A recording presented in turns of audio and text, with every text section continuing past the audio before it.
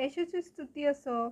प्रियांनो, आज आपण एक वचन वाचणार आहोत की जे दाखवते की जेव्हा पवित्र आत्मा मिळवूसपर्यंत जे शिष्यांना येशूने यरूशलेमेतच थांबण्यासाठी सांगितले. तर ते वचन आहे प्रेषितांची कृत्ये याचा पहिला अध्याय, त्यामधील 4 वचन. तो व ते एकत्र जमले असता त्यांनी त्यांना आज्ञा केली की यरूशलेम सोडून जाऊ नका, तर पित्याने देव केलेल्या ज्या देणगीविषयी तुम्ही माझ्याकडून ऐकले आहे तिची वाट पहा. कारण योहानाने पाण्याने बाप्तिस्मा केला खरा, पण तुमचा बाप्तिस्मा थोड्याच दिवसांनी पवित्र आत्म्याने होईल.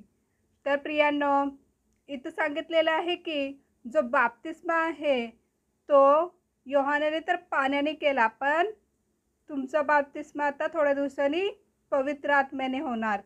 तर इथं जे सांगितलेलं आहे की पवित्र आत्म्याने बाप्तिस्मा होणार, तर आपला देखील बाप्तिस्मा हा जर आपण येशूवर विश्वास ठेवला तर त्याच्या आपल्याला पवित्र आत्म्याने आपला बाप्तिस्मा होणार आहे. आपल्या पापाची क्षमा मागून येशूवर विश्वास ठेवला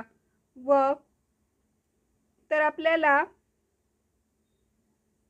पवित्र आत्म्याने बाप्तिस्मा मिळणार आहे.